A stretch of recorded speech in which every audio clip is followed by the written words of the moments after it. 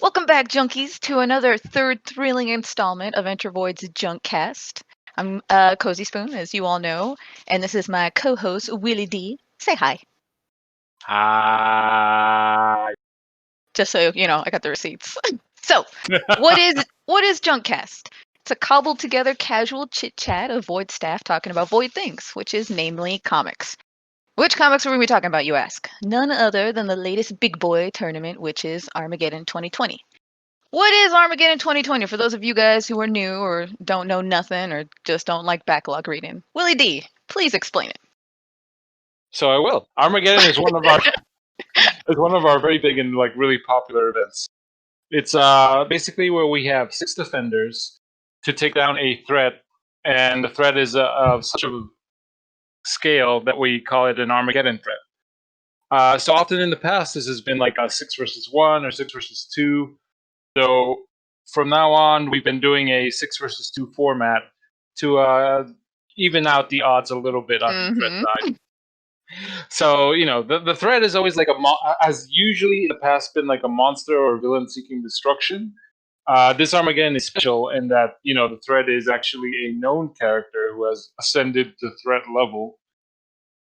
And so who we have for threat? That's Charlotte Gray, who some of you know. She's a morose psychic. She believes herself to be dead. No matter what you tell her, she thinks she's a ghost. And A her boyfriend. disease. Like, look it up. It's actually really fascinating. It is. And then we have Hunter, her boyfriend, who is a reaper on the prowl to snip fate lines. He looks around and he's like, "Oh my god, you're all supposed to be dead. Why aren't you dead?" And decides to make it a quota. And then he starts simping for Grey and decides to give her total power. That's actually, they kind of like are two peas in a pod. One thinks they're dead, which Shen has already put in the chat. It's called Cotard's disease. And the other one just wants everyone to be dead. Like, they're made for each other. Exactly. It's perfect. It's beautiful. It's romantic. Oh, yeah. But speaking of the threats, last week, if you guys hadn't tuned in, we had Crow and Shen, who are the owners of the threats and the creators. They were on last week on our last Junkcast to get us into the nuts and bolts of their threat side and the tournament. And Arts was the host for that, and we got a lot of deets. And it is recorded, so I think you should check It's the on announcements. Yeah, there we go. And now it's in. Yeah, it's an altogether now bonanza this week because we tried to grab as many defenders as we could pack into this Junkcast to get the skinny on their defender side comic. So let me intro the defenders. We have Pyrus with Miller, which is an alien vectric psychic vampire. So he's the goth boy of the group.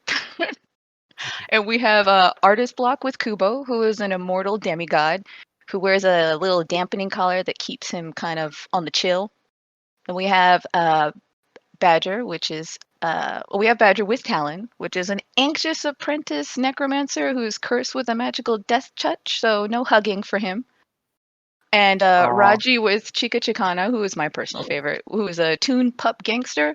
And I always kind of compare her as like Dora Explorer, but with a gat. And we have Camel with Klep, and Klep is, well, we don't really know what Klep is aside from a hobo. And a thief. Yeah. And we have Cornbread with Ma, our sexy soup, who is a sentient telepathic psychic soup who has like a whole fleet of really awesome robot bodies. Is it weird that I want to be as sexy as soup? I know. Who doesn't want to be a sexy soup? So we have them all here. Feel free to unmute yourselves now so we can ask you some handy dandy questions for this little team interview. And just as a note, Badger has stated that they only want to type. So we'll be getting some glorious walls of text, which I will be reading with my dulcet tones. Hey, everyone. Hi, introduce yourselves. Say hey. This is Pyrus here. Who? I think I'm still muted because if they heard me talking. Oh, what's up? I'm Camo. Yeah. I did Klep. Yeah. Hello, this is Artist Block. I own Kubo. He owns him. I own him. Badger says apologies in advance. That's their intro. That's probably the most apt thing you're going to get. There we go. I'm Badger and I'm anxious. That's all. Just read all of Badger's messages in that tone. Oh, I know. Just a ray of sunshine. Anyways, let's start with the team interview questions. Willie D, why don't you fire it off? All right, so first we want to ask you guys, basically, what was your schedule like? Like, how did you guys figure out how you're going to tackle such a big project? Well, okay. Pirates, you told me to answer this one first, and then you're like, "Come, oh my God, jeez, Louise." Well, so obviously you all got along. Yeah, it totally was smooth. Now, Pirates, you go ahead. Okay. So we were looking at what we had starting off, and we were trying to think of ways to try and improve the overall schedule process for Defender, using some of the experience that I had being a Defender back in 2014. And The olden days, pre-COVID. The before time. Yeah, before everyone had Discord. It was more complicated back then. We went with doing as much as we can to get a script ready in our first week, so that we can get started drawing as quickly as possible, because we figured pre-production was the most important part of this process for us, so that as long as we had everything planned out ahead of time, if any problems happened along the way, and problems did happen along the way, we would still be able to keep chugging and make it to the finish line. We used Trello to organize all our pages for the 3 different acts. Real quick, for those who don't know, can you explain what Trello is, just in case anybody else is thinking about possibly being threat in 2 years? Also, I have no idea what it is. I think we use it. Never mind, I didn't. Yeah, bro, we're boomers. No, it's fine. Trello is something that we also used back in 2014. It's one of these team management apps that technically is usually more often used for folks that work in the corporate world or the marketing world and stuff like that. But we basically repurposed it to upload our pages there, have our checklists of what things need to be done, and it looks a little complicated at first, but it gets more intuitive as you test it out. So go and check out Trello.com to learn more. Like this upsell. Yeah, it really helped with like breaking down all the steps for like everything from the acts to even each page, like breaking it down to like sketches, inks, colors. So it really helped. This ad brought to you by Trello. We also used a Google Excel sheet to organize, especially for the latter half of our drawing period. We used it to help organize who was going to draw what for each phase. One of the other things that we did differently for the comic that was sort of different from other Defender comics was rather than have everybody move off to their corners to work on a certain amount of pages, every page that we have is collaborated by 2 or 3 artists. So none of the pages are exclusively one artist. Ooh, que fancy. Combining that with the scheduling we did, making sure that we got our scripts started in the first week, and staying as organized as we could. I think that's what helped us get to the finish line with 114 colored pages.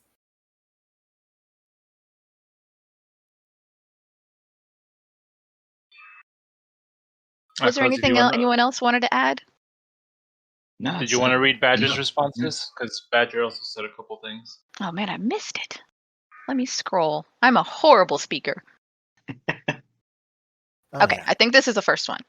Badger says, we used it to keep all of our references in one place as well. It was a real lifesaver, TBH. Yeah, that's true. I think having to ask for reference stuff would have been a nightmare, like having to go back and look at it. And it's really nice to have just every picture that we throw into the Discord also like sent there. That was really easy.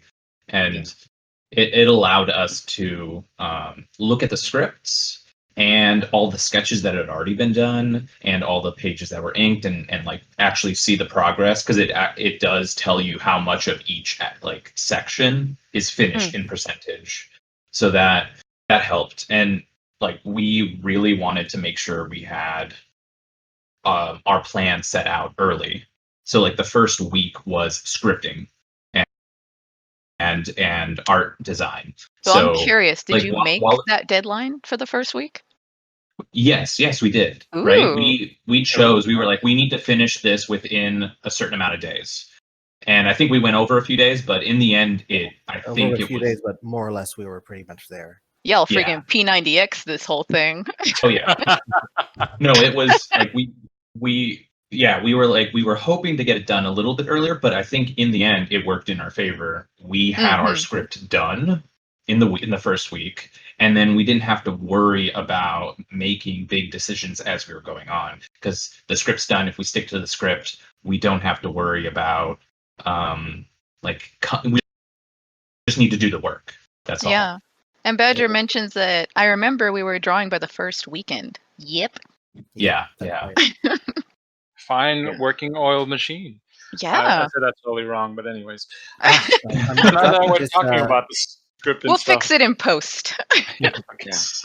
But now that we're mentioning a robotic stuff, just wondering, like, so how did that breakdown work? Like, just to get more into the nitty gritty, like, who did the scripting? Who decided what pages, like, what artist is going to do, like, what pages? We set up. We first collaborated together to come up with the story that we wanted, and in that process, we had everybody create a story circle for their character. What is a story circle? Yeah, that's story my question. circle. If you were to search Dan Harmon's story circle, you would see what it is. It's sort of like another way of breaking down the hero's journey. Which, if you guys aren't familiar with this, I highly recommend it. I'm going to try and look it up and post it in the Void Lecture Notes chat, because it's super awesome. Yeah. And we tried to give each character a story circle so that by the end of the story, every character has changed in some way, shape, or form. Use those to help build the story with the ideas that all of us had in mind that we all brainstormed. Chamomile got started on the script. Badger was mostly in charge of doing the first half of concept art, and then Cornbread picked up with a lot of the rest. Kubo worked on costume and item and weapon design, so that we had characters that not only changed in some personal way, but also changed visually. That is so great. I wanted to give a specific shout out to the costume design and the concept art, because you guys shared a bit in the Arma 2020 chat here in the Void Chat Discord, and I was just blown away. I super loved it. Thank you. Yeah. I think that working with concept art really, because I had never done that before with a comic. I mean, agreed. Same. I just jump in and scream until you're done. Yeah, scream until I'm done. Close the eyes, just sort of flail. But I think it really helped because you kind of got to approach this comic differently. I mean, it really is like a 10K. It's like, this is like a real, This is the Iron Artist of tournaments on Void. And exactly. And when you're in the Crucible, it's like you don't want to be guessing about stuff later on about designs. So I think, we probably spent time doing concepts that we could have done drawing more. But I think at the end, it really worked out better that we didn't do that. I missed some of those, so I'm gonna have to go back and take a look, because I haven't seen any of that concept art. Well, the Cathedral. It was a lifesaver. Feel free to share it here in the Void Lecture Notes again for us to peruse, because it is really, it bears repeating. It is really great. There is a lot. we dumped a lot into. Yeah. If you want to Venmo, me $5, I'll send them to you. We are planning to do. Yeah. Hey, Badger says we've been given permission to art spam, lads. Hell yeah! I think she means you guys. All right. Open the doc. The art's all pinned in the hype chat. So if you go to the pin in the hype chat, you should be able to see the whole list from there on down. You're making the listeners do work. Yeah. Ours is like, no, you go find it. I'll drop this though. We haven't dropped this yet. And it's Oh related boy. to the situation. Heck yeah. Let me see. Just copy link. Pregnant And pause. Yeah. Pause. And this is the drawing rules for every single page. Oh, Oh, yeah. look at this Oh, Google complete Doc. breakdown. Yeah. So you can see who did the pencils, who did the inks, and who did the coloring. We didn't really have a rule for who's going to do what. Most of us sort of stuck to the corners of where our characters were, since we understood those stories the most personally. Mhm. But we did a lot of cross play as well, since every page was supposed to be collabed by 2 or 3 artists. In some cases, it might have been 4. Like I think there's a couple. 81 was like 5. Like 5 of us working together. The big battle The scene big splash page was actually, I think there was only 3. I take it back. That wasn't 4. But that was the only one I did where I just did like touch up on it, and that was pretty fun. I do have a follow-up question with the whole breakdown inquiry that Willie D gave. My question being, was there any fights on pages like, no, I really want to do that one, and like some of you had to like kill your darlings and be like, okay, fine, you can do it? No, not really. No, I think it really just boiled down to if there was ever any situation where 2 artists wanted to draw the same page, it basically came down to whoever was faster. I was waiting for, well, you know what? We just rock, paper, scissors did. It basically went down to whoever was faster, because what mattered most was getting the comic done. Yeah. Oh, definitely. So, when it came to those situations, if you could prove that you could get what you had left on your plate done fast enough to get to that segment, then it was yours. Yeah. So who was the speedier person? Who was the one that was always napping pages? Pyrus. Yeah, Tyrus and Badger. This guy was like No Face in freaking Spirit Away, just grabbing pages. It was insane. I want to say that Badger wants to mention there weren't any fights, but there were like at least 2 situations where different artists inked the same page because we didn't know what the other one was doing, even with Trello. Yeah, it's not. And at the same time, communication is key, everyone. I got a little hasty there, got a little randy. I was just lost in the sauce, inking, and then I was like, "Hey, I got a page."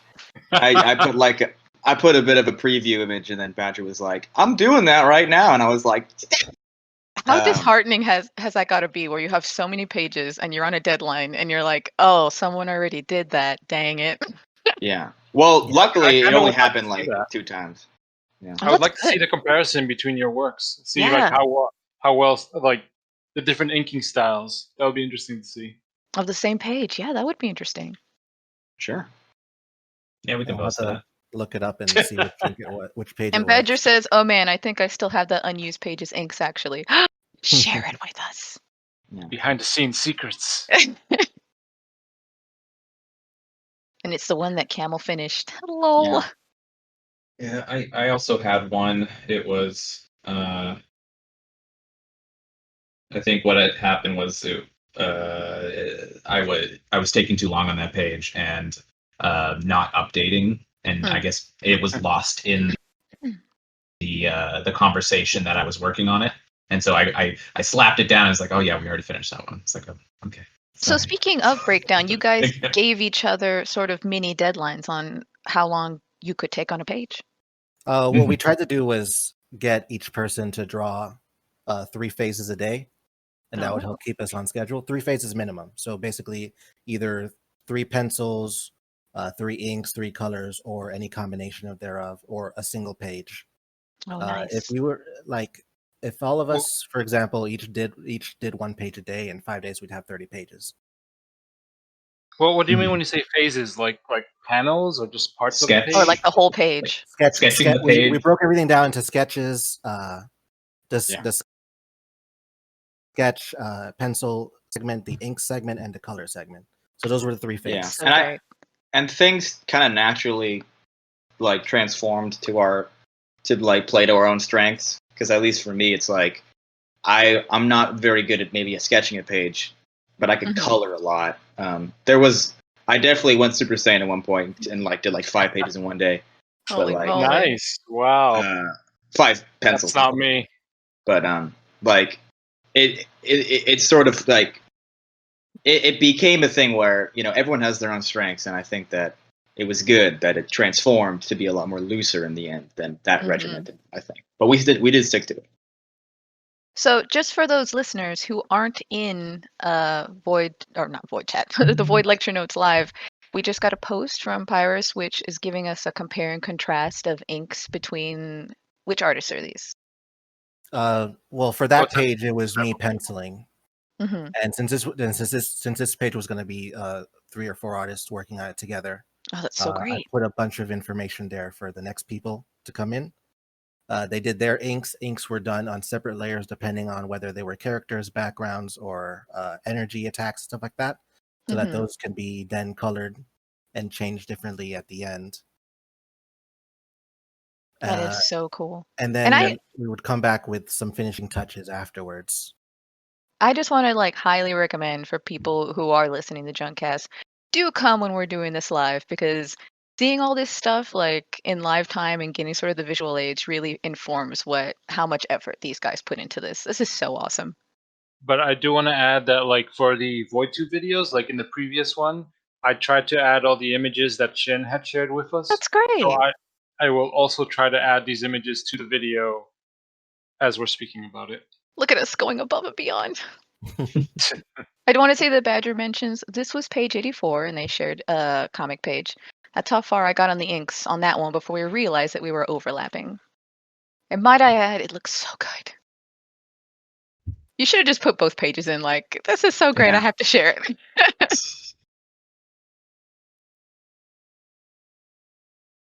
Oh, I dig it. All right. So while we're all admiring these things, let's move on to the next part. So, you know, like, as some of you may know, the process for approving defenders was a bit contentious, and we felt the need to, you know, be very transparent about our process. But what were you guys' feelings when, you know, defenders were finally announced? Were you just like, oh, I don't want to work with these guys? Yeah, revulsion was the first word that comes to my mind. Nice. Joking.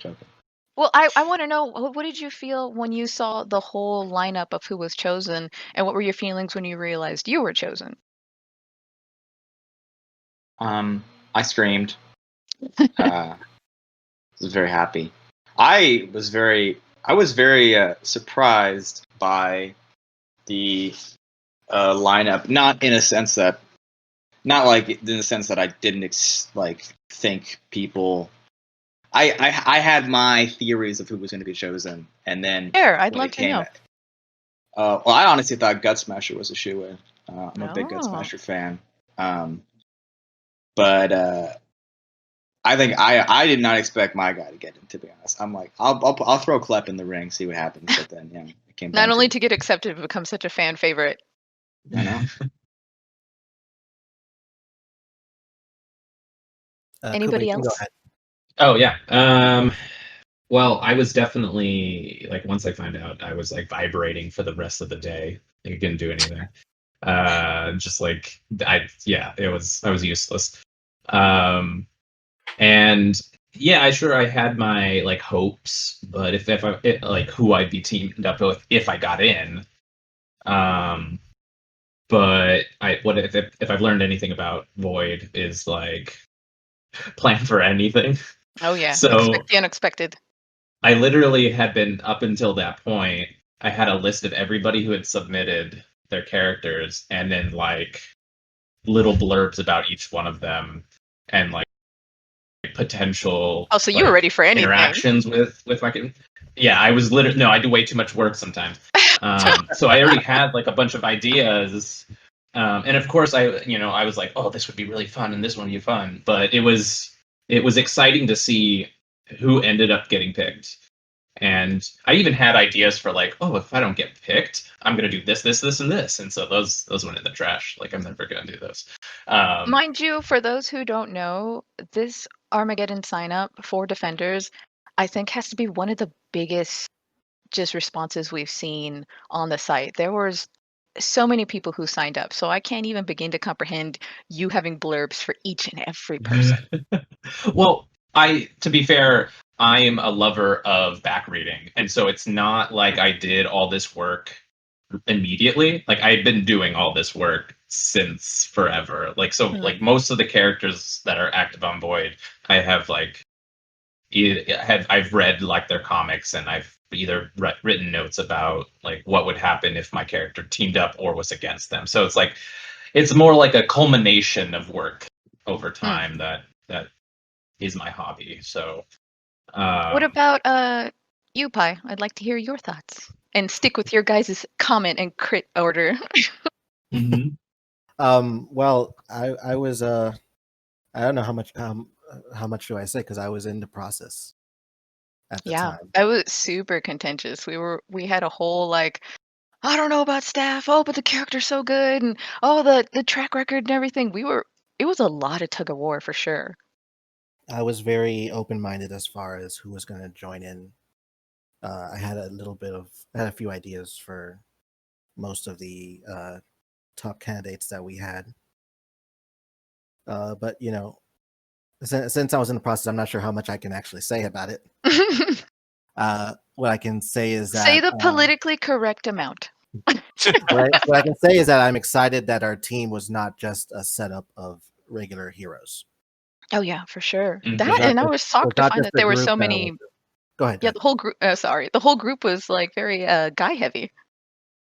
That's true. Oh yeah, that was interesting. I don't know if that helped determine some of the way that the narration went or not, but I thought it was interesting to also have a team that was just guys, especially for a website it's like 70% female characters. Yeah, what are the odds? I do want to say that Badger wants to mention, I felt absolute caps lock fear. I honestly didn't expect it all to actually get in, and that's italicized. I wasn't even at my computer that night because I was already away when it was announced that Defenders would be revealed a day early. So that was an experience. After the initial surprise, though, I was excited to work with everyone. The other Defenders are all artists I super respect and look up to. Aww. Shaking from fear and excitement for a whole week.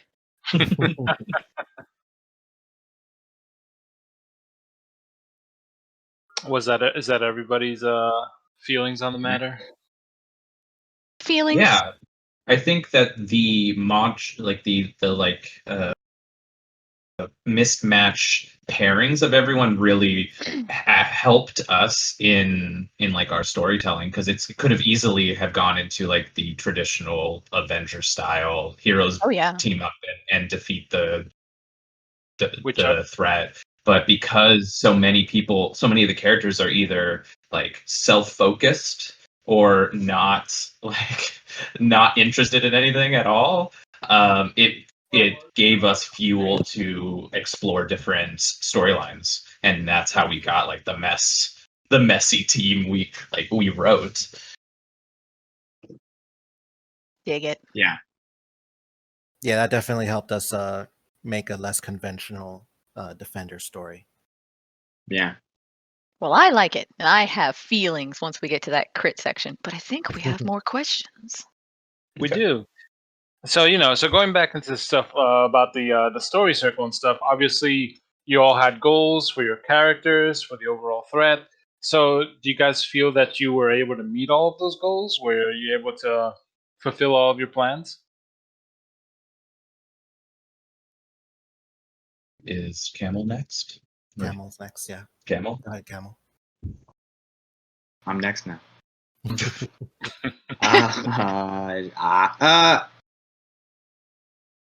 See, Camel's dead. I'm dead. I'm a ghost now. Well, it's a tough question. I think that I feel like I would say yeah. You know what? I'm gonna say yes in the sense that like I was always hoping we would reach the upper limits of the page cap. That was a big goal, at least for me.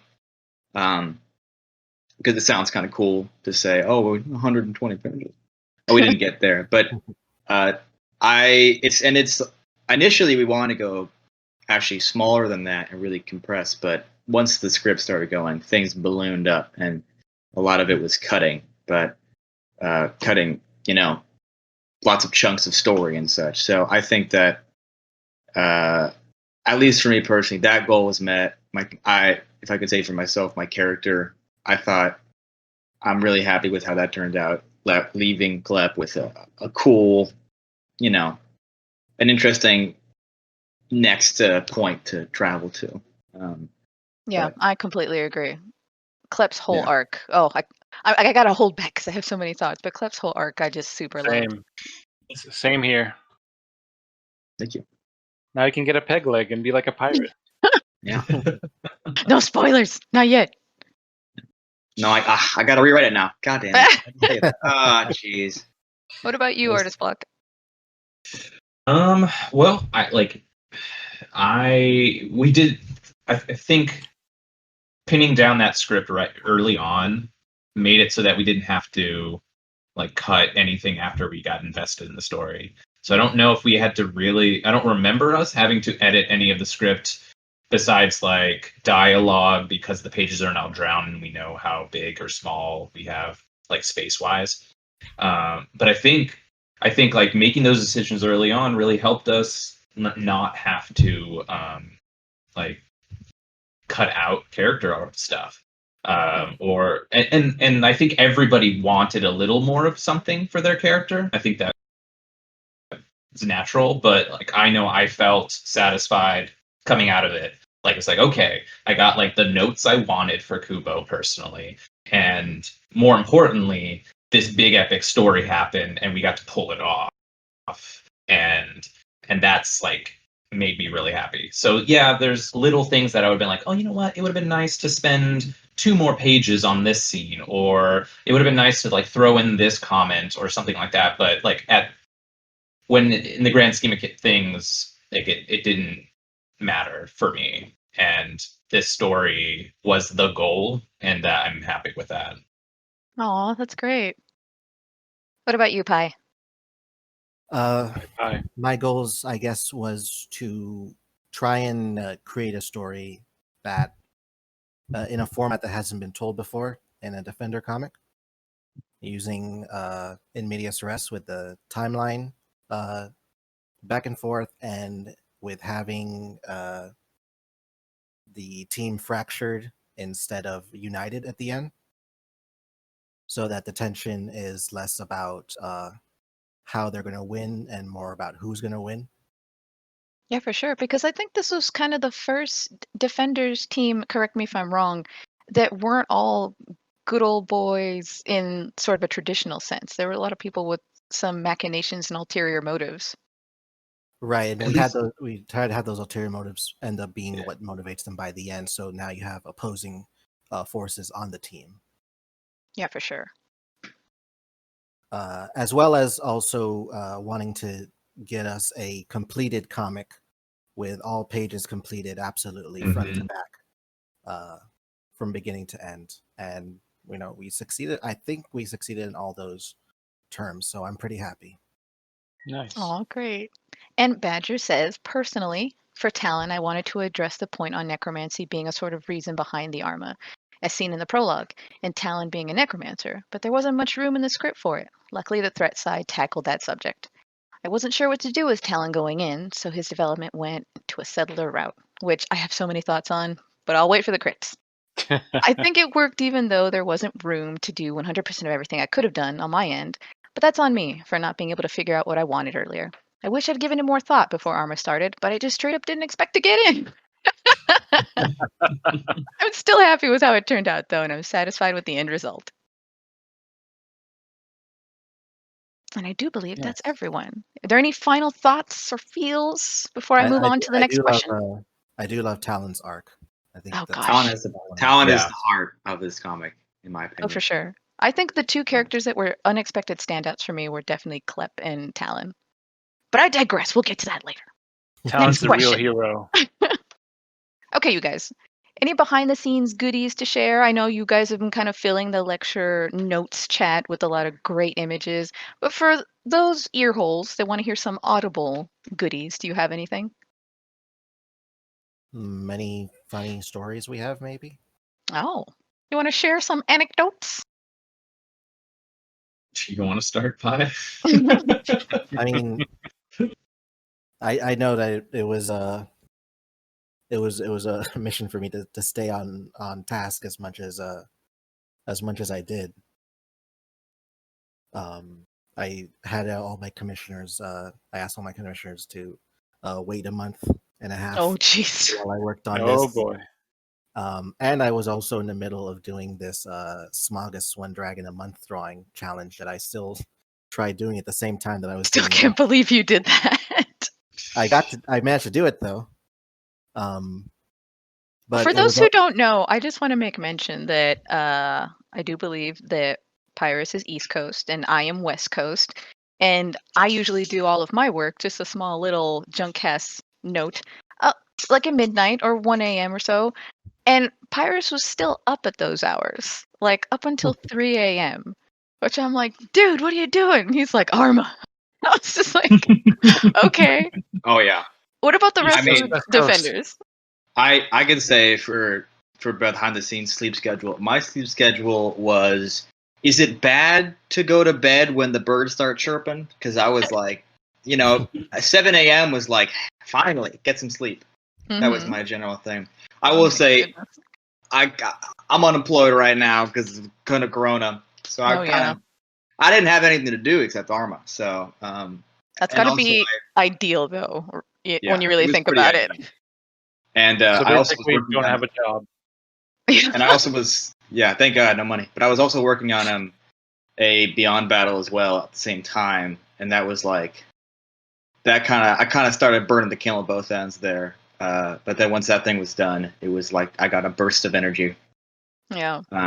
Yeah. What about you, Artist Block? Well, I like how this question went from like any behind the scenes goodies to share, and it kind of morphed into tell us about your suffering. Yeah. So for those who don't know, I am currently living in Bangkok, Thailand, and I am on a dependent visa. So my partner is a teacher here, and so normally the school's administration does like all of the paperwork for our visa stuff, but they dropped the ball this past month for me, and so my visa expired, and halfway through Arma, I had to leave Bangkok for a week. Which was very stressful because I had also pulled throughout my back the week before. Oh my goodness. And then in the middle of leaving, in the middle of that week, I got an ear infection that was so bad I couldn't close my mouth. My goodness. So I'm just sitting at the table drawing for 10 minutes and then having to go lay down and then for a little bit and then coming back to work. So Armageddon almost killed you. Oh god, it was so frustrating to have to deal because it was in the end the immigration stuff was the least stressful stuff because it was the thing I learned here is paperwork's paperwork. They don't really care about anything as long as you do your paperwork right. So if you do everything you don't have to seduce anyone or anything. You just freaking give them the paperwork. Flash a bit of ankle. Yeah, so it's so I was stressed out more because I had to leave and because I didn't know where I was going to be, and I had to still work on Arma while I'm traveling and doing airport stuff, and it was. So you're telling me it was a walk in the park? Because oh yeah, that was great. But everything beforehand and afterwards, I mean, but everything beforehand was great. Everything before Arma was fantastic. So for Kubo, the real threat was offline. There we go. Yeah. Well, I want to say his response to that, because I think it's no secret that Artist Block is known for being able to deliver a bunch of incredibly high quality pages super quickly. Nice. And so I was always my thoughts was we got a secret weapon hiding in the bag, and then during Arma, it's life is terrible right now, and I was like, oh god, it's all toast. If you look at the If you look at our drawing rolls in the sheet that I dropped in, you'll see that the Act 2 probably has the least amount of arse block, and that was the period that he was out. Yeah. At You the can time. plot the moment where he started suffering. Yeah. Well, I'm going to But- muscle in here and say that Badger says there's a lot of real life stuff happening during the 6 weeks for everyone. Personally, I had school start up halfway through Arma, so I was juggling drawing pages and attending class and doing assignments. It was a real exercise in time management. I definitely lost sleep on it. Staying up till 3 to 4 a.m. like, I gotta finish the last of these inks. Oh my goodness. Definitely also want to point out that it was a big thanks to all the pre-production we did in the beginning that allowed us to carry through even when any of us had to step off for however many days. Yeah. I doff my hat to all of you. I want to add one last thing. During Armageddon, the fires in the West Coast were happening. And so the sky was, inspirational, blood red. And it really got me in the mood real good. I'm like, I can't go outside, can't breathe, everything's on fire. I feel like I was right there, honestly. Nice. I was surprised I didn't see a cathedral in the distance or something. I was like, where is it? I was looking for it. I like how I got you all fired up. Freaking Daniel Day-Lewis method acting this thing. Yeah, seriously. There will be Arma. Barring any further anecdotes that you guys want to add, pause. I'm going to move on to the next question. What advice can you give others looking to be defenders? Because we do have this coming up in the next 2 years, and staff is going to go through another mini battle of trying to pick 6 more defenders over a threat that we have yet to decide. So what advice can you give others now that you guys have been through it? And Camel, feel free to start. Don't. I'm just kidding. I mean, I think it's pretty evident from what we've been saying is that really pre-production organization will save your life. Get a Trello, get something like that, and I think, the more time you spend on the little things in the beginning, because it seems it was definitely at least for me very scary. It's like I thought, I have so much time, 6 weeks. Oh my god, I could take a 3-week nap and I could wake up and still be good. But it's like 1 week in, and then I get antsy. It's like, we've only done this and this. But those feelings were because my perception of moving forwards in a goal in comics is pages. And that is actually the wrong perception, because all of the stuff that was happening before we even got down to draw a single page turned out to be the real savior of this comic. So, wow. It's going to be anxious, but do the foundation. Don't build into the sand, because then otherwise the whole thing is going to tumble. Get the foundation going. That's my advice. Q. How about you, Artist Block?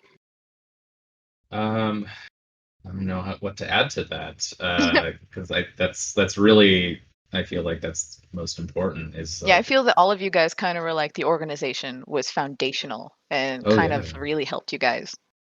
And I think like communication, talking, knowing that you're not like the comic itself is what's important, and getting that story done. Like, yes, your character's in it, and yes, your character's like should be a vital role, but remember that it's like a team effort, because like that's really important. Like being able to be fine with stepping back on a certain thing, but then also like fighting for what is like really important for the comic. What did you find really important? I'm curious.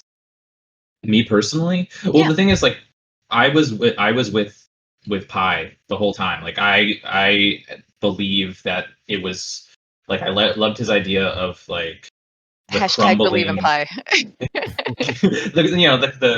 the team that doesn't work out, and I think what was important was the character progression, making sure that the characters came out of this different, whether for good or for worse, and that there was like an overarching message of some sort that that we were consistent with. That there's like a solid story through the whole thing, and I think breaking it up into the acts and that like really helped.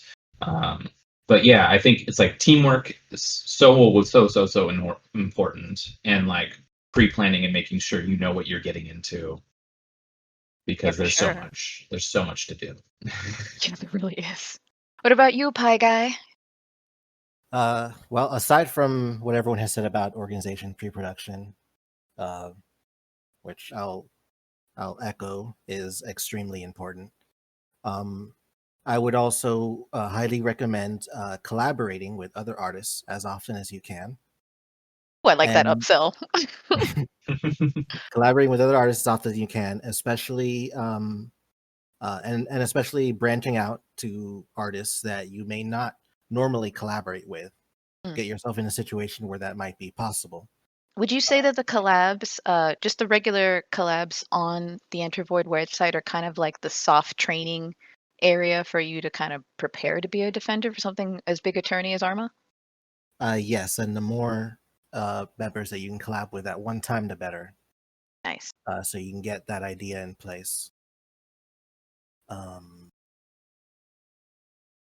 But yeah, going the pre-production. We can't say Yeah. that part Pre-production. That was the first thing that I told Camel when Camel had asked me as a former defender what would be some advice as we were starting. The first thing I said, pre-production is everything. Nice. Well, these are Badger's thoughts. Got a huge list of thoughts with a bit of overlap of what's been said already. Number 1, accept that not everything will make it into the comic, or kill your darlings as it goes. I completely agree. That's got to be really tough. These are my thoughts, not Badger's. I continue on as Badger. Have everyone agree on the main beats of your plot as early as possible. The first week of pre-planning is the most important. Be organized, have a schedule, and stick to it, but be flexible because life happens. I set daily goals to prevent myself from getting overwhelmed, but occasionally checked into our overall progress to make sure we were on schedule. Okay, these are my thoughts because I totally got to cut in.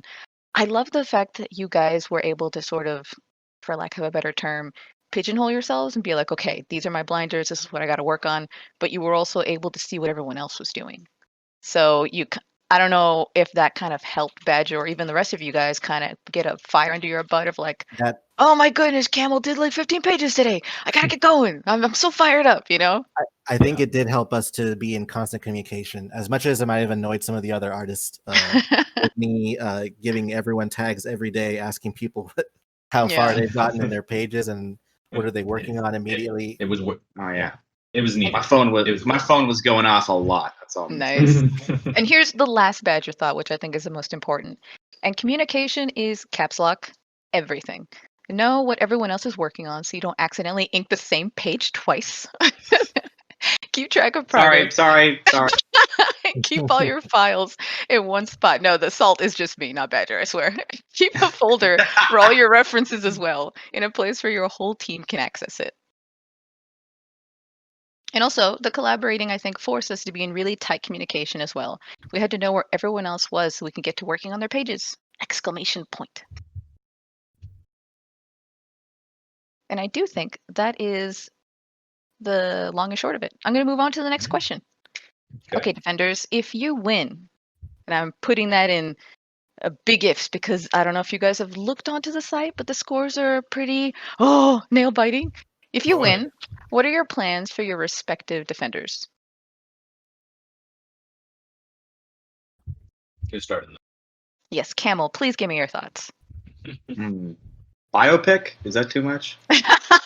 Yeah, maybe a book deal. I was hoping, Clep's adventures. I think Clep could do a good self-help, like how to, get over obsessions. VH1 true crime story. Very much so, yeah. I saw that on HBO Max, probably. I have some secret plans for Clep. Can you give us just a little itty bitty hint? Just a Junkcast exclusive? Okay, I'll give a big hint. He will be in it. That's the thing. I'll give an actual hint. All I'm gonna say is it's gonna get worse before it gets better. That's all I'm gonna say. We're okay with that. We all love that tragedy. Because man, I like sad stuff now. Been playing a lot of Dark Souls. I just like sadness. It's like, you know what? Let's keep the ball going. Oh my goodness. What about you, Artist Block? Well,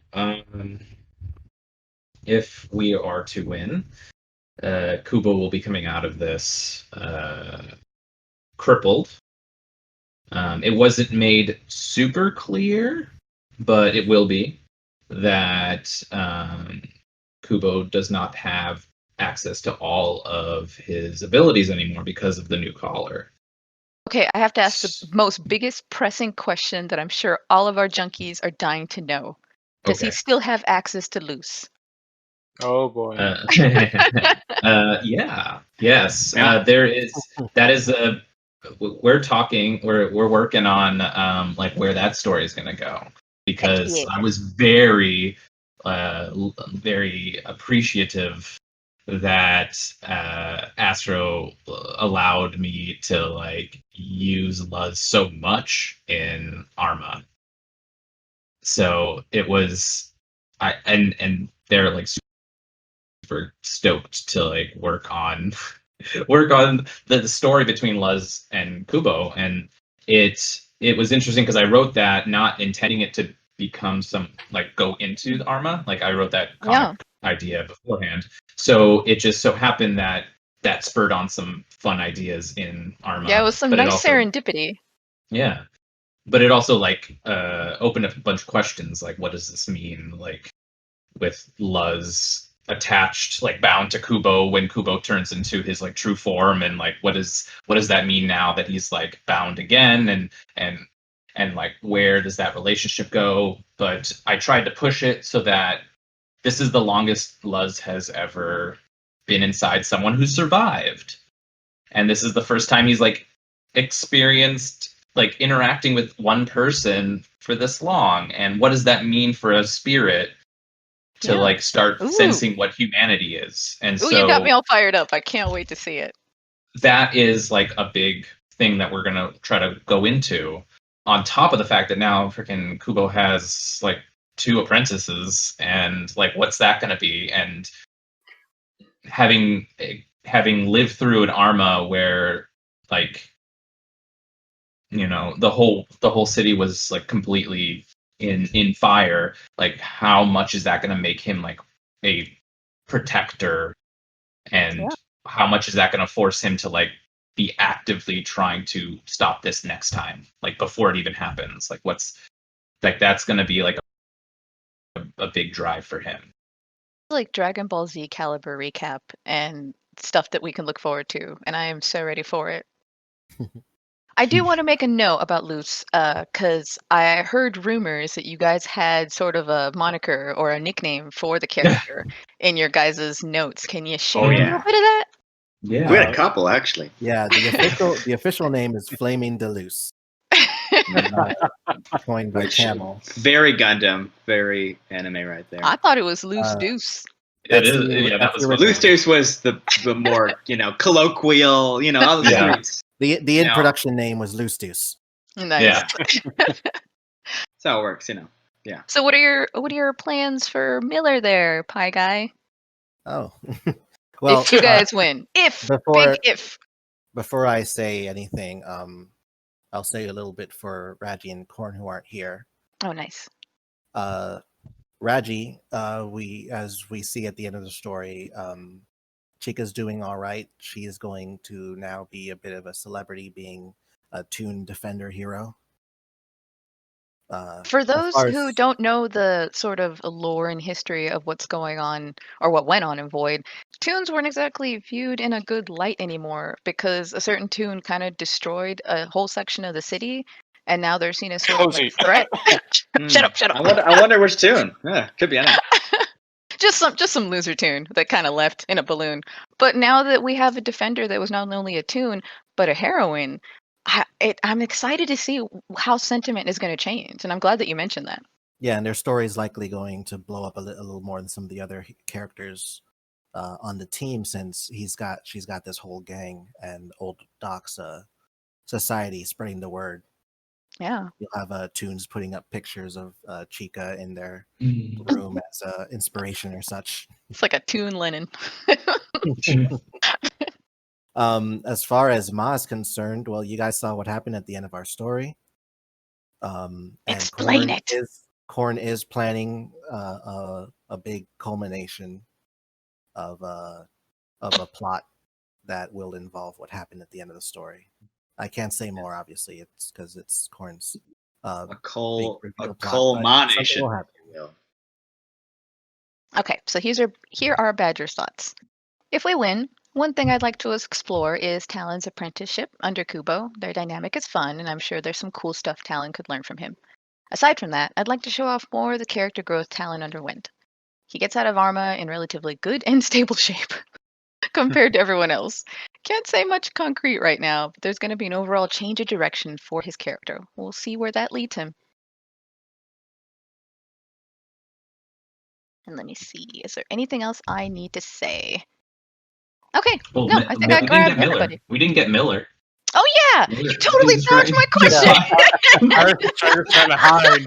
Oh, I think he's trying to hide. damn it. You're on Junkcast now, sucker. Give me the deets. Yeah. Well, Miller is in a new paradigm shift in his life right now. He's essentially in a new world. He's 3 to 5 years in the future because of his prior death. He's a hive mind alien who's no longer connected to his hive mind. And most of his allies and friends are either dead or missing. So it's a whole new world for him, and that's all I can really say about it at the moment, because that's all I actually got. The idea of bringing Miller back and starting some fresh new stories was part of the appeal. And might I add, correct me, Willie D, if I'm wrong, because I'm not really great with times and schedules, but as far as I know, Pie Guy found out about Arma, decided to make a whole comic bringing back this Miller character because timeline-wise, at least for their Void canon, Miller was dead. It made an entire comic in a week's time before the deadline of Arma just to see if they would get in. That is correct. That's what I did. Ridiculous, man. So kudos to you. And I do believe that those are all of our questions for our team interview. Is it? Well, I do want to say the chat's been very excited. If you guys well, want to you say know what? about the They Black have to Man. wait because we're possibly going to get to it. So you can tag me all you want. I'm going on my own, just meandering. Because he's just laying down the law. We're moving forward.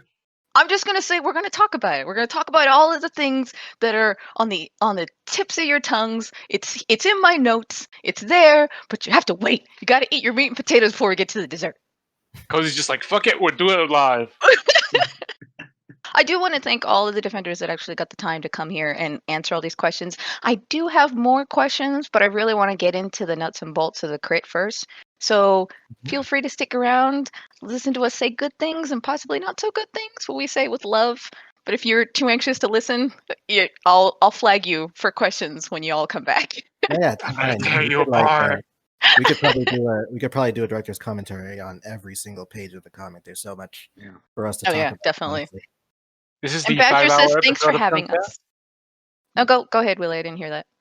Oh, I said this is the 5-hour episode of Junkcast? Yep. Well, because there's so many defenders, we're probably going to go over the typical hour, which is what I slated us for. So if you guys are ready for we're getting into it now. We're going to get into it. But I just want to say thank you to all the defenders. And I have more questions for you, so I hope you stick around. Yeah. Okay. Yep, I'll be here. All right, Willie D. Why don't you crack this open with some crit? All right, so I'm just going to be jumping a little bit all over the place because I took some notes while I was reading. And the first thing I'm going to talk about is the thing I hate the most.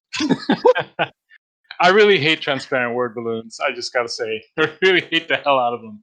I hate on the transparency, bro. Well, it only really happened for that one scene where Kubo and Moose are talking back and forth. And I understand the purpose of now I understand the purpose of why you did that, to be they're talking mentally or whatever. But I just personally, as an aesthetic, I don't believe it looks good in any comic. And a lot of times it looks. What it tells me is that you're afraid of hiding your art. And to me that just means you didn't plan for the word balloons. Like that's what when I see transparent word balloons, that is my immediate thought. This artist did not plan the composition out correctly, so that's why they are using these word balloons so they don't have to hide their art.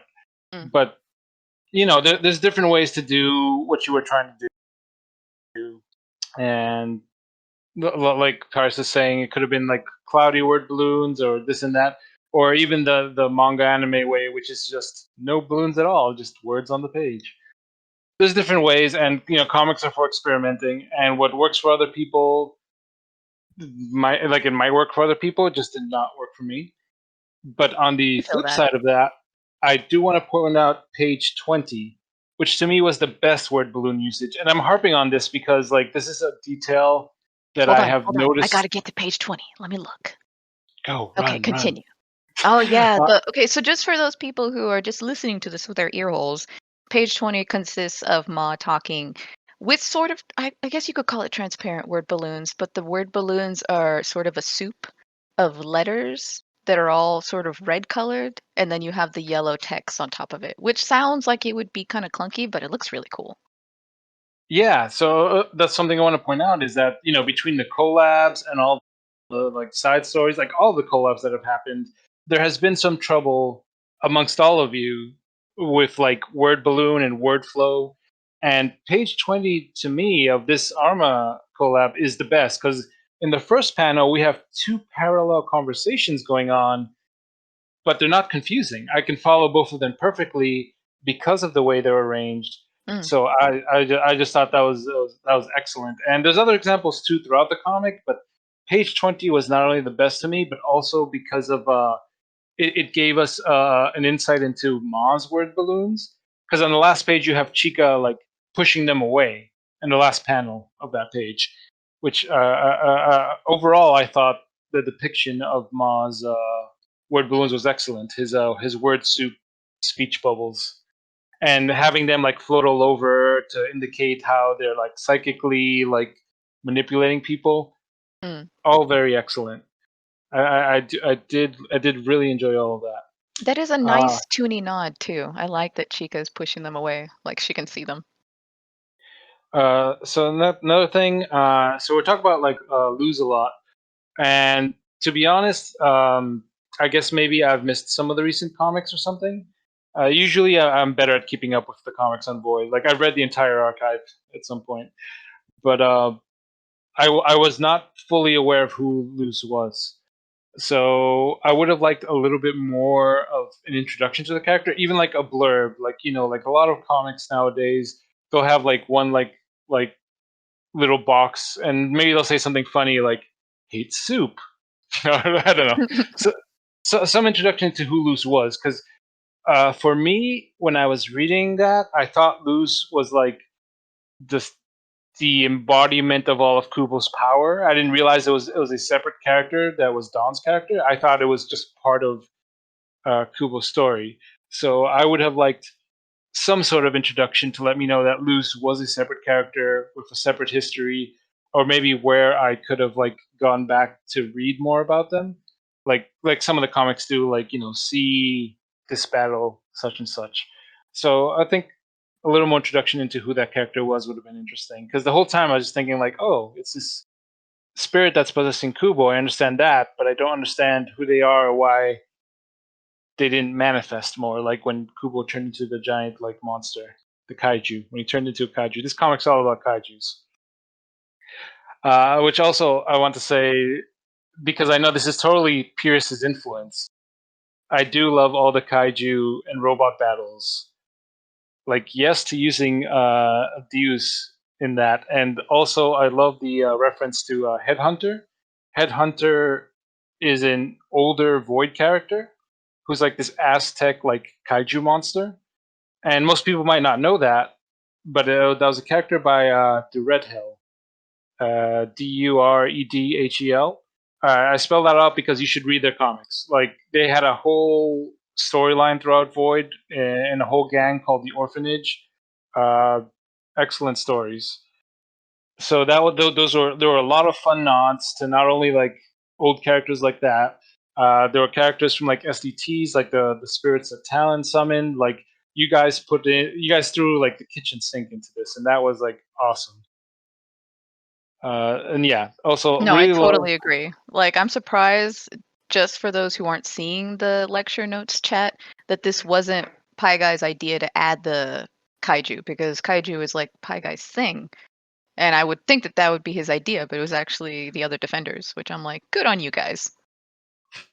And having like the epic battle between Hunter's crow form and Miller's spider form also works for me. They are naturally kaiju, which is not something that I really would have I had thought of like going into this Arma. I didn't remember that Hunter had like another like bird form, so that was interesting the way both sides kind of like played that out. But I will say, how dare you move Deuce? Hashtag stand with Deuce. Get him standing again. Leave our landmark alone. He's having a little dip in a lake. It's all good. So one thing I want to compare to the Threat comic. So the Threat comic feels more personal to me. Like, sorry, I'm like going back to what we already talked about in the previous Junkcast, but the Threat side felt a lot more personal to me. And what I liked about the Defender side was the sense of scale. Like, while the Threat side very much was a Shannon Hunter story, the Defender side was very much about what was going on in the city and what was going on to all these characters. So it felt like a bigger story in scale. Though at its core, both sides are basically about the same thing. That none of this would have happened if Charlotte Gray was into open relationships with her partners. If they just all agreed to polyamory, polyamory could have solved everything. It could have, Miller and Hunter would have been like okay with each other. They would have been like, we'll share Charlotte Gray. What lessons are we teaching in these Arma battles? Can you imagine if the Defenders comic opened with them seated across from Gray and Hunter going, so, we're poly now. we're menage a trois. Why not? Oh my goodness. It's never who you want to be polyamorous who's polyamorous. but that is, to me, like what's interesting. Like I had said this before, how you guys, both Threat and Defender side, mirrored each other's points so well. And part of that, I think, is a great artifact of everybody knows the story of these characters. Like, this is what made this Threat so successful, was that everybody has the backlog of Charlotte Gray, the relationships to Miller. And we're all emotionally invested. So that was an interesting thing to work off. And, like, a lot of people had a lot of similar plot points to work off. So in that sense, the comic basically breaks down to one side: is Hunter okay with her being in another relationship, or is he not? And that's how we got Threat side versus Defender side. Just one choice. But going into that, like comparing this to previous Armas, like Pyrus already said some of it. That what was interesting to me and probably to a lot of people was also the subversion of what we expected. Because we had the lead up of the characters coming together to face the threat, and we were all like, okay, this is like, while I was reading it, I was kind of like, all right, this is kind of like bland right now. Like, this is kind of really straightforward. I was hoping for a little more, and then you guys pulled the rug out under me, and I was like, oh wait, like this is actually cool. Because then when I realized you got to the end of it, I was like, wait, there's like 80 more pages to go. What's going to happen next? But I feel like part of that is also the benefit of Pyrus and Shen being previous defenders, that they not only knew the workload to expect, they knew how to tackle it. Like, obviously, like Pyrus was like organized 100% like Kondomari, like, this does not bring joy, get this out of my face. I love it. Yeah, the organization just from that I know from Pyrus's personality alone, I think was a real big benefit to the Defender side. Yeah, that definitely was, and that was. I will say about our decision making. I had already written this. We had already discussed this when we discussed like our decision making process, and part of it is we didn't want the same defenders to be in every arma because if the same characters keep signing up and the records are so good that we have to let them in each time, it might get a little stale. You'll see the same defenders every one. So we had chosen to have them skip over from one arma to the next, which is why neither Shen nor Pyrus were in the last one with the Robot King Deuce. But adding them into this arma, like there was the great benefit of both of their experiences. Oh yeah, like at least personally for me, just to give just the tiniest sneak peek, at least when it came to staff deliberations, it was just as much what we explained in our announcement, breaking down, everyone's records and just sort of track record, but it was also our leanings. Like we're just as invested in these characters' stories of everyone who signed up, just as much as the community is. And I think I speak for everyone when we were all like, if this is Gray's last swan song, we all really want to see what happens between her and Miller. Yes, because and that is like the benefit of Void in general. Just that like there are so many storylines you can pick and choose and play around with. It's a very big sandbox. Just I love Void for what it is. Yeah.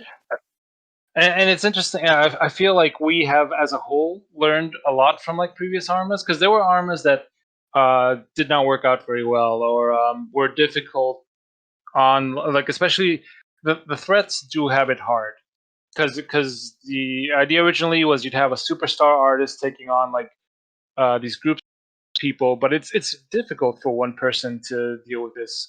So we had instituted the rule of two, kind of like Sith Lords from Star Wars, the rule of two to try and like fuck up Void. Mm-hmm. And I think that worked out like really well in favor of the workload and what people had to do. So I also wanted to give a shout out to my favorite sequence in Arma is on page 55, Camel's pages, where Klep ascends into godhood and he's just going like kind of nuts. I love that section. Like that was those like 55, 56. Love that whole section. I love Camel's work. Just like Klep is a really awesome character. He was such an unexpected character too. That's what made it so cool. Like without talking too much else about the process, he was one of my choices. I was like, we got to get Klep in here. Yeah, he was definitely one of my choices too. But the coloring and your use of like the tone is perfect. Klep being like crazy. You weren't too wordy in your explanation. Like that. Like just that is my whole like favorite section. Just right there. So love the work that you guys like did there. And the other thing I want to talk about is Chica. I feel complicated with Chica because she was definitely a breakout star in both comics. Oh yeah. And like she's an awesome character, but I feel she's not really living up to her potential. Like she's a toon, but she just reads to me like a furry. Like she doesn't. There's like one instance where like her head like stretches out further than it should, and to me that's the only really toony thing she does on the defender side. Like the threat side played that up a little better with using her like ability to dig into hammer space or whatever like that. That was awesome. But on the defender side, it's weird to me. I'm not sure. She doesn't really read as like a toon to me. And I that also completely 100% agree with you. Like, I want to kind of like tack on my thoughts with Chica in that I feel that there were so many hijinks and zaniness potential that could have been utilized with this character. But I think that both the threats and the defenders were trying to balance that whimsicalness with the seriousness of the story that they were trying to tell, which I understand, but it felt like Chica was almost too hard. Like it almost felt like a mini Kurt, at least for the defender side. which also brings me to the rape scene, where we go into Chica's like backstory. And Well, just real quick before we get into it, I want to pause. I want to Okay. issue a trigger warning. Oh, And if sorry. anybody doesn't want to hear this, leave. And then you can come back in like maybe 5 minutes. Okay, go. So yes, there is a scene in Chica's background where there's an implied that she had like an implied rape history, and then we kind of go also into Joey's loss of her baby. The loss of the baby, I think, if you had just concentrated on that, Mm. like that would have been stronger. But adding in the rape thing, it feels like a very cheap plot point. Also, just a side note, I have one of the staff saying, next time, tell us what you're warning us about. This is my first time trigger warning on a Junkcast. Give me a break. Yeah, I'm sorry. I didn't really think about trigger warning. I just assume everybody has read the comic, so everybody has Yes, seen also what agree. we're talking about. It was jarring in the sense that, like, people always think of like rated R, sex and violence always going together, but there's not much like in the way of sex aside from the flashbacks of Miller and Gray getting it on. But there's not a lot of like sexual activity in the comic. So it was just all of a sudden rape, and having that just be like a especially a female character, the only female character's like Yeah. motivating background. I'm sorry, it just feels like a very cheap writing tactic. Well, it begs the So question, is that something that the defenders rallied behind, or was that something that the artists themselves have established with that character, and that's all they had as content to go on? yeah, just Which so is like, if your character, if that's really their sort of claim to fame, and that's all that you have as like a team to be like, well, I guess that's all we work on. It's like maybe that's more on like the artist, possibly at least critique wise, reworking that character to be more than that. because like Chica's motivation throughout this whole comic is revenge for Joey's baby. Yeah. So having that be part of that flashback was strong, but the rape part like came out of nowhere. Like it doesn't do much for her character except be like, this is part of why she's like rough and tumble. So it is, I think, better if you had cut out that rape part and just been like, have it be that horrific imagery of Joey like losing her baby, because that fits more in tone with everything else that the whole line of the character that we've been following. Yeah, and I wish Reggie was here to give us context behind it, but unfortunately, we have a Frenchman who's on a different time zone, so we try to grab as many defenders as we could to try and give us context behind the things that we're critiquing. So hopefully they listen to us and they kind of come into the Void Chat Discord server and maybe give us a little bit of anecdotes in the 2020 hype chat. We'll see. So yeah, so even though I see Pierce saying that for Raji this was important for him to add in, I'm gonna strongly disagree. I feel that this was the weakest point of the comic, and otherwise, I still really like the character, and just I feel they weren't living to their potential, and they had a few missteps. Yeah, and I do want to add, since we're on the subject, because I have my own thoughts on Chica. I feel that a cartoon who is brought into a super serious situation that is dealing with trauma and doesn't view that with just whimsy or as a joke or trying to bring levity, which is kind of what her genre of toon would do, because she's a children's cartoon, right? She's the way I sort of envision her as that she's sort of like a puppy Dora Explorer. Like, why wouldn't she break the fourth wall? Why wouldn't the torture device not even work on her? I mean, that was my thought, and that's what was my expectation. So the fact that it was so effective on her out of all the characters, like, if anything, I think I posted this in the 2020 hype chat, but I would have loved to have seen not the only female character being captured, but maybe even someone as powerful as Kubo being tortured. Like, what were the things that he would have seen? I would have liked to see one of the men how would they deal with that trauma? Because in essence, all of the men, with the exception of Ma, but they kind of are humanoid, are all human. And I would like to see that human experience. I just want to make a side recommendation. Like if you want to see, like, creepy cartoons are done very well. So I just want to recommend, if anybody gets a chance to pick up Pim and Francie, Pim and Francie, Golden Bear Days.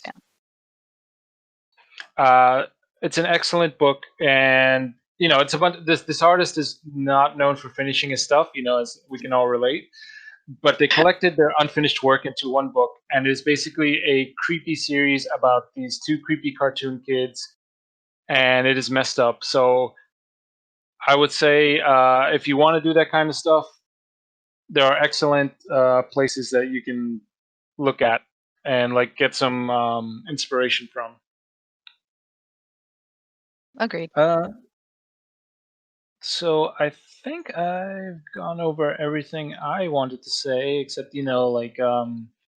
it's okay, Miller and Hunter. I understand simping ain't easy. So is it my turn? Feel free to interject, Willie D, because Lord knows I did. But for me, on my side, I definitely want to dovetail back into the Chica zone with successes. At least for me, for the defender side, Chica was something of an avenging vector for Kurt and the old docks after Gray's involvement killing Kurt's baby in Heavyweight. For those who want some Void lore, just a quick TLDR, Heavyweight happened. Kurt, who is sort of Chica's partner, adoptive dad, like gangster leader who she's kind of following, was involved with. He's married to a woman named Jowie, and my character Remy basically busted into the old docks and took the soul of her unborn baby.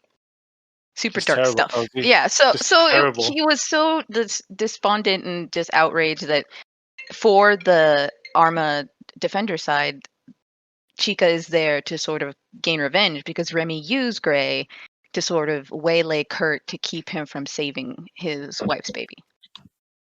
And I was sending Chica because Kurt couldn't face Gray and pull the trigger himself.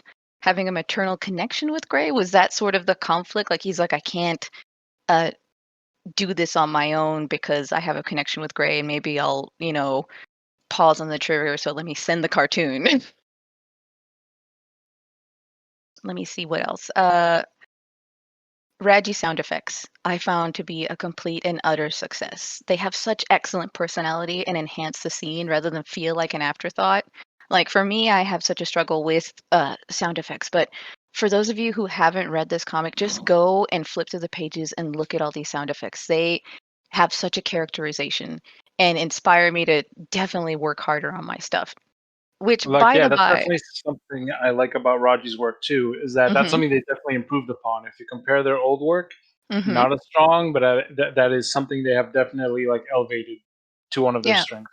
And for those who like visual aids and are following along, if you go to the Arma Defender side and look at the example on page 5, when Talon's power beam cuts through one of the wolf demons, it's a super great example of two different styles of fonts because you see the beam sound effects has that cool electric crackle right next to the impact of the demon wolf, which is very visceral and like bloody. And I think that's such a attention to detail, which is super great. Let me see what else. Ma being able to showcase what being a bodiless can of soup really means. Like the flashback on page 28 where Miller and Ma are preparing disguises to infiltrate the cathedral and confront Gray and Hunter. That last panel showing Ma where they're using another robotic body to sort of put on another disguise and be able to do the whole betrayal later on in the scene. Just Oh, it was so great. I didn't even consider that. You're so used to characters just being so insular and stuck to one body that it was such an upset that I didn't expect. I thought it was really awesome. That, and I think the biggest success was that Gray on the Defender side was finally afforded an independent moment of autonomy at the end, where Ma has her basically on the edge and is demanding the Reaper gem piece, and she'd rather die than be able to have to follow along with somebody else. Like Hunter's gone, her motivations to try and please heaven or hell is gone. She's just like, nah, F all you all, and this is how I'm gonna go out. And she tosses herself off of the roof as her, her first active real choice, which I thought was, it was so apt with the character because she's so sad all the time. Like even Ma says it before. It's like, you're all alone per usual on the page before she falls off. And I thought that was so poignant. And I think that her choice of doing something so dark is definitely within her character and felt kind of on brand. Which, another note, I want to say whoever worked the dialogue for Gray obviously is a big fan of the character because I felt that it was very her. Let me see. The things that I thought I needed some work, it took a couple of reads to fully understand and appreciate the flashbacks. Like I was like, what's going on? Why are we here? I had to Which give it flashbacks? the flashbacks near the beginning. Like you kind of oscillate, which I personally love in Quentin Tarantino style of like, this is what this team is doing. This is what this team did last week. And it definitely took a couple of reads. Maybe I'm just smooth brained. Who knows? To really understand like, oh, this happened a couple days ago. Because there are some flashback scenes that don't I have the remember note of like 3 days later, whereas some other flashback scenes have the note like, oh, this happened this many days ago. And I was wondering what the disparity was there. Yeah, that could have been made a little clearer. I definitely agree with that. Like I Mhm. was able to follow it, but sort of like after thinking about it for a moment, being like, "Oh, this matches the scene at the beginning." Hmm. I think the first flashback where Miller is with his collective, I think it looks like an underground subway, and they offer him a weapon for protection. It's like, yo, man, we got your back. Now that you're back, I wish we'd gotten a reveal of what was in the case. But I'm assuming it's the gun that he uses in the cathedral scene, just to give us sort of a James Bondy context of what it does. And like, do all the other Arma defenders get their cool gear from the Vector Nation too, or was it from Ma? That didn't seem very clear. And if it was from Ma, why didn't every single cool piece that all the characters got not have some booby trap that Ma had a foresight to do Wait, or put in? my understanding was that Kubo made all that stuff because Oh, Kubo had really? knowledge of the I mystical stuff. Upon Or my read, I thought that it was strictly the Vector Nation and Ma who had the laboratory that worked on all the gear. I didn't really see anywhere apart from Kubo going full beast mode where he contributed. Maybe I missed that page. well, I think like there is an issue of clarity there because they do all pick out their stuff or whatever, Hmm. and like Kubo doesn't explicit, or maybe he does. I think there is an issue of clarity, but there are points mentioned where they're like, "Oh, Kubo made this." Yeah. Like, we have a panel that Pyrus is sharing where Kubo is standing next to a table full of really cool gear. And he said, "It's not my finest work, but these will do." I honestly thought because it was set in Ma's lab that this was Ma's stuff and Kubo was just setting it down. Yeah, I think that could have been a little clearer. Yeah.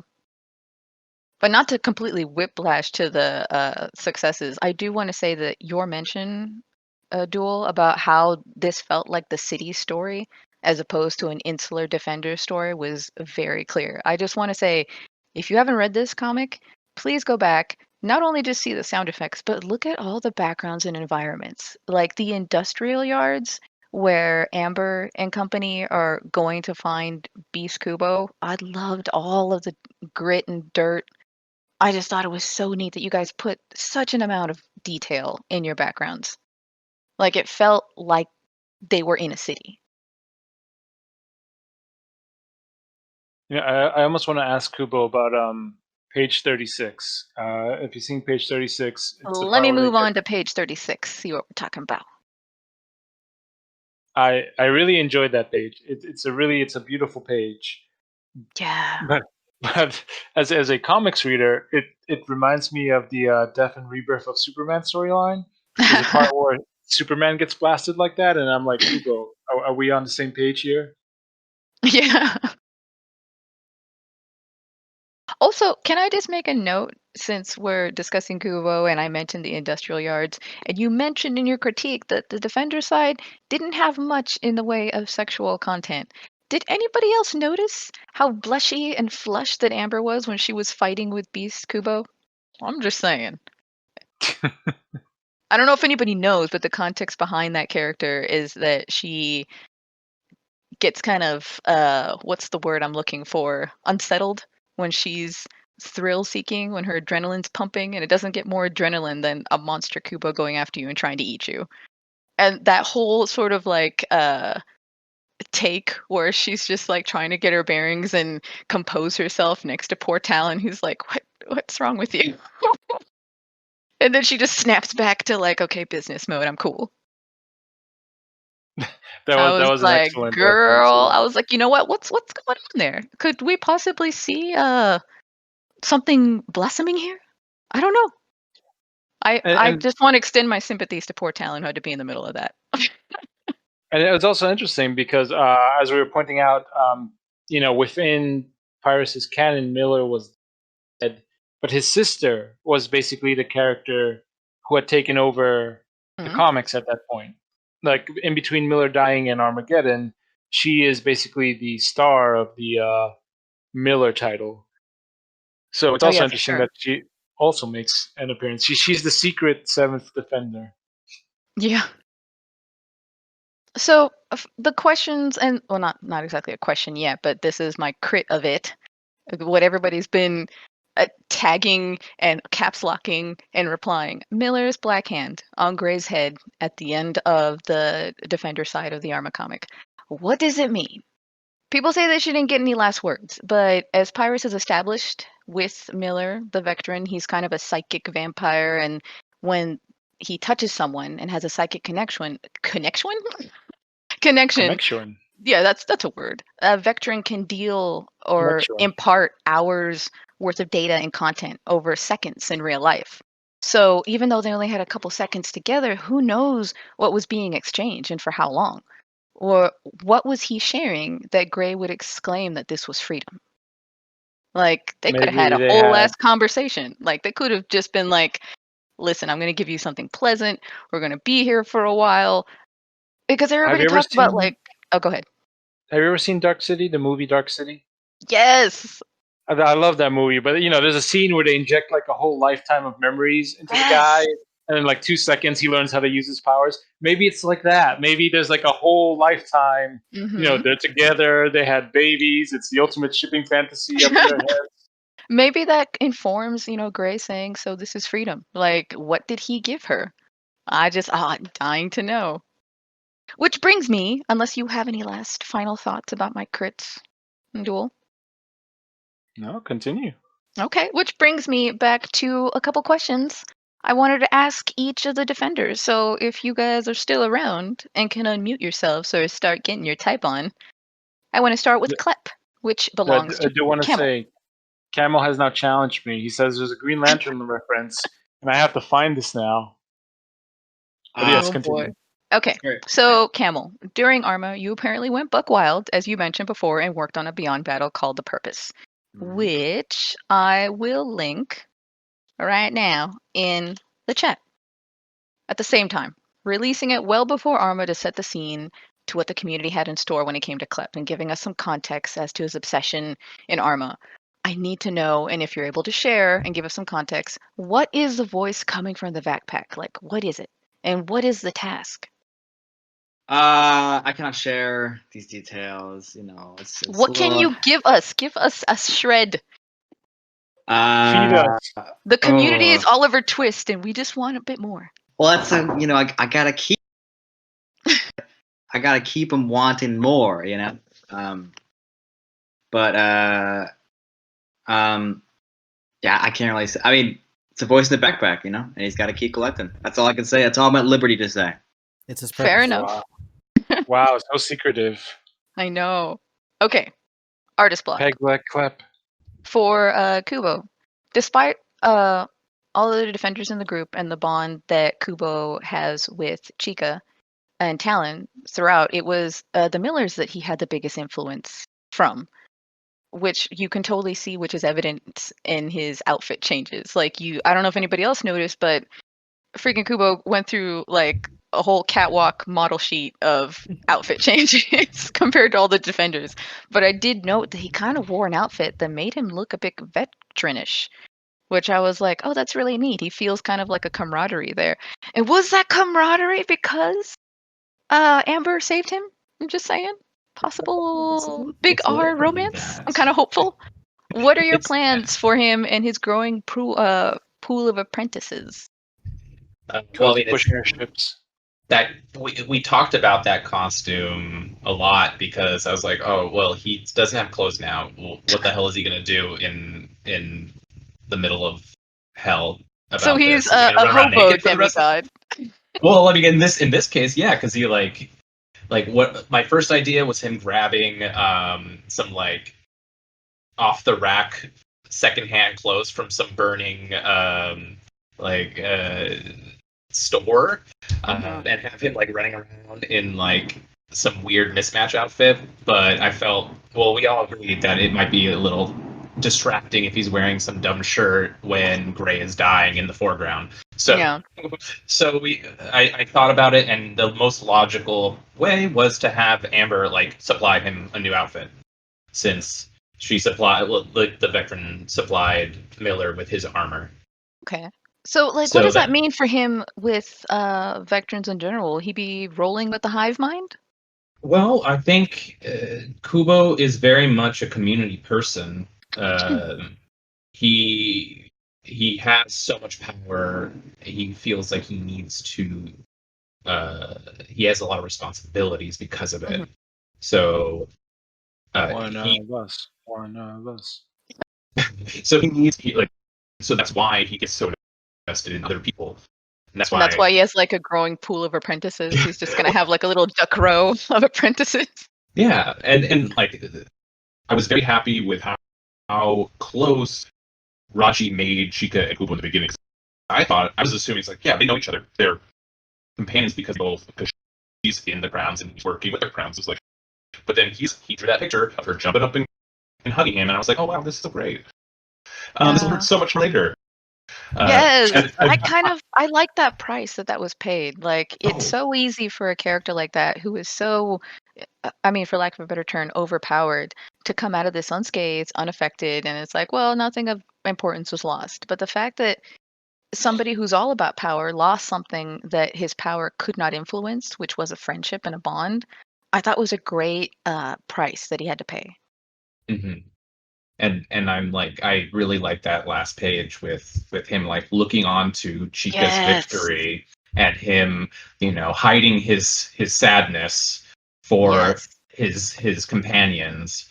And I think that's like, yeah. So this is like his first time interacting with Miller or any of the Millers or any of the veteran, because he's been gone for 15 years now.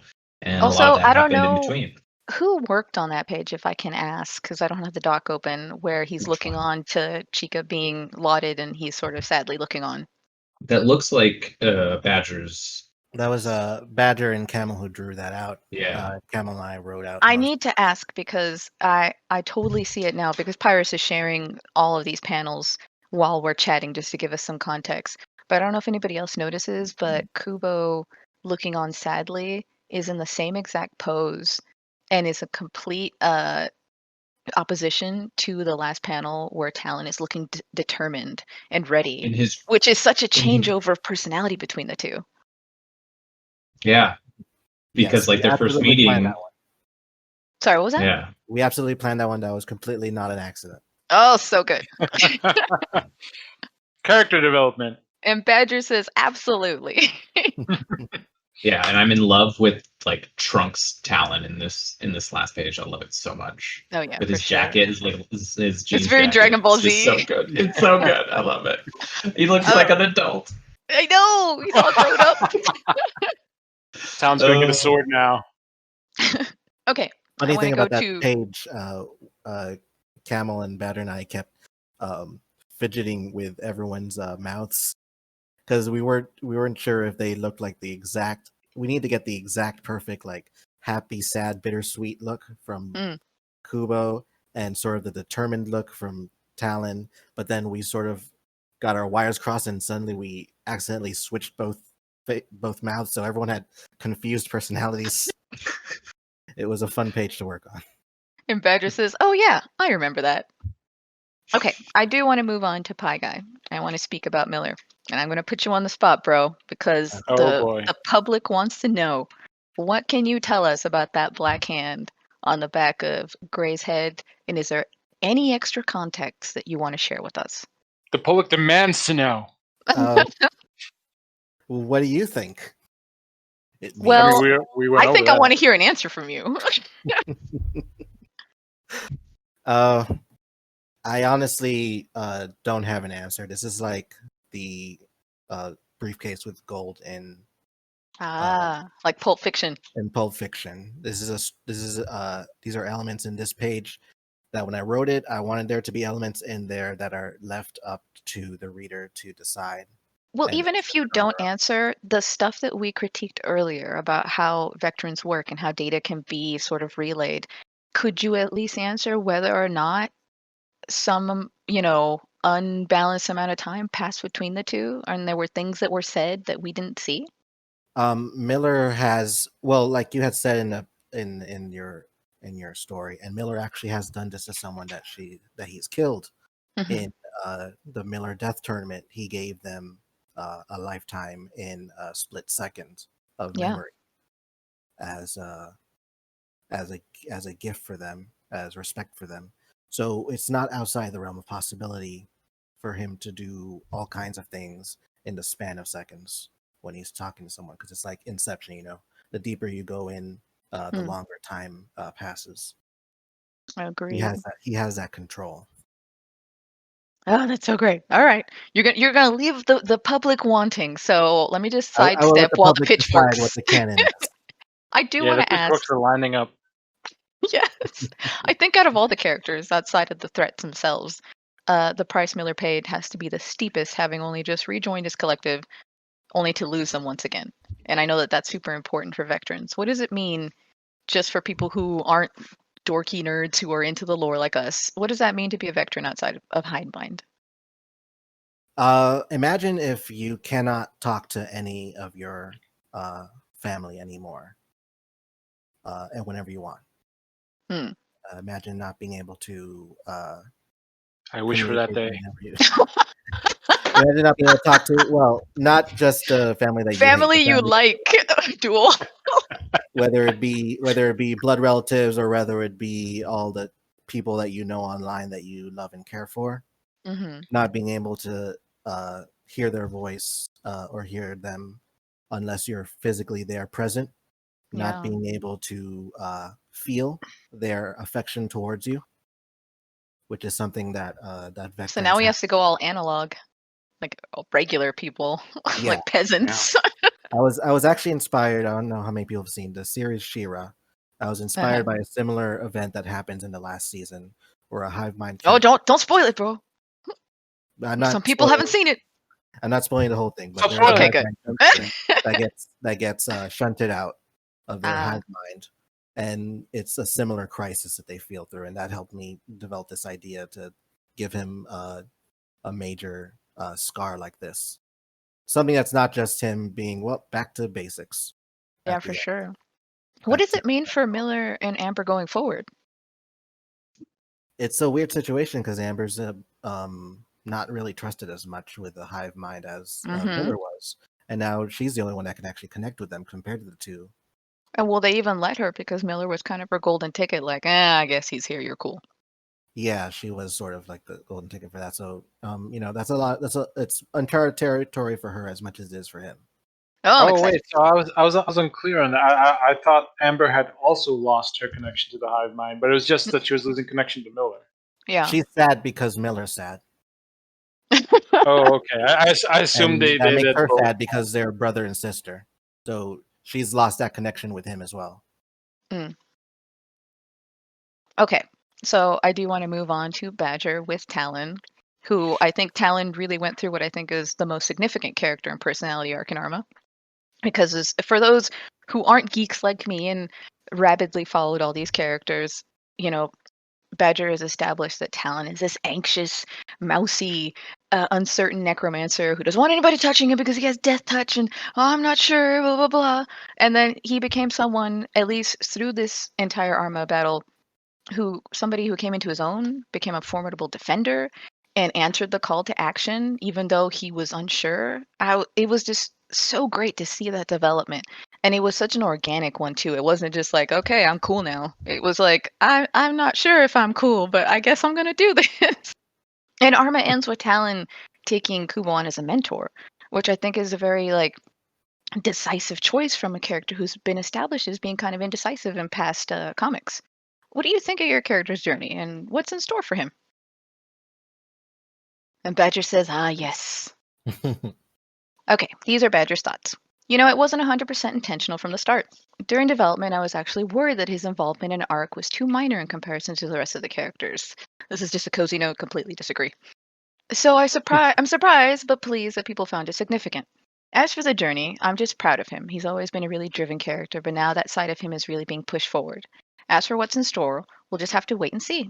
I don't think that his anxiety will ever really leave for good. Also, cozy note, completely am okay with this. I like the fact that coming into your own and kind of putting on your big boy pants doesn't immediately cure you of the things that you grapple with. Mm-hmm. Where was I? As for what's in store, we'll just have to wait and see. I don't think that his anxiety will ever really leave for good, but he's learning to manage, and it's becoming less of a barrier as he pursues his goals. And he will definitely be a lot more active in pursuing his goals moving forward. I just wanted to note that, as we ask the, Camel and Pyrus and Badger about the characters, they're all like, it's a secret. I know. Sorry, Junkies, they gave us nothing. Secret. Oh, I love it. I guess a lot of what we thought was available for the public was what we added to the epilogue. Yeah, and Badger says, bold of you to assume that I'm planning that far ahead. It was actually that was actually part of the process of decision making that added Amber into his story in Act 2. Because in Act 1 he had Kubo, who was a little too overprotective. Yeah. Amber, by contrast, allowed Talon the opportunity to have agency and act out on his own. Yeah, he got to do his thing. And so I love the fact that he was so ready to be like, listen, I'm going to make a case for why I need to come. And, oh, you already said yes. Okay. Yeah. For I think having Amber there put him in the environment where now he gets to call the shots. And seeing Talon calling the shots is definitely a new look. And Badger says, when I saw we will see, I mean, we really will see, because I can't see it yet either.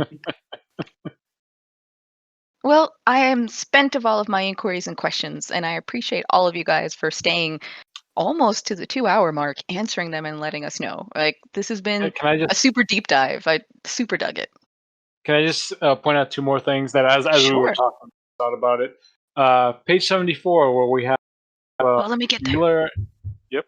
Miller and Ma having their little mind meld, thought to thought.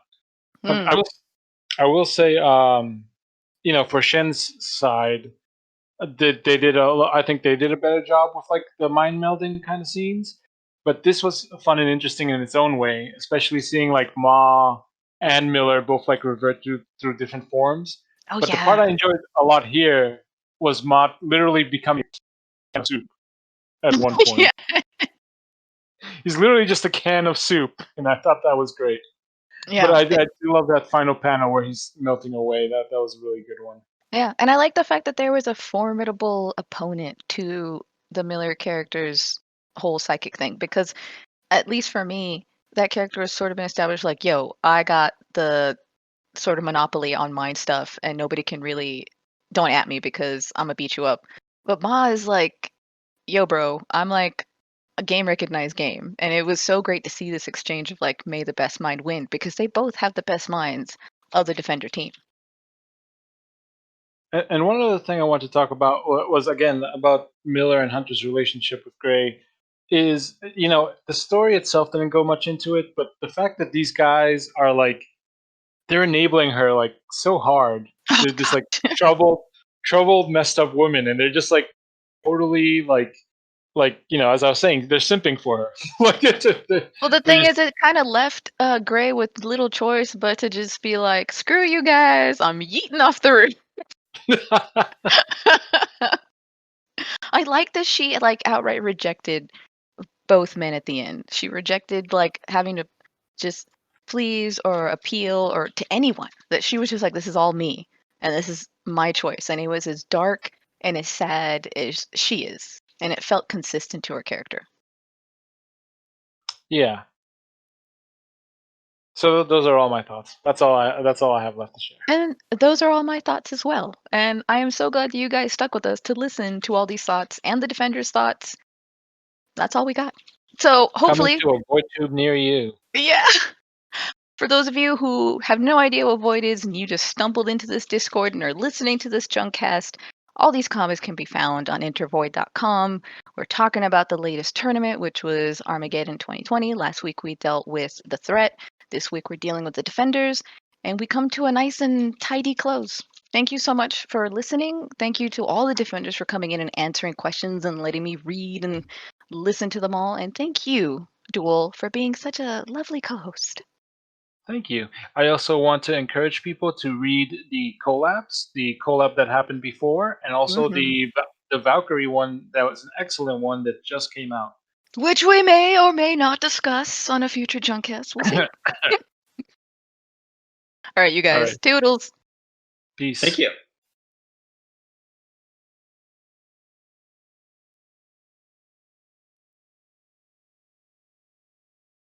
Who's gonna stay? I always wonder. little late. Little late there. Pretty good. I make a lot of dumb jokes. It's great. Yeah. With the heat.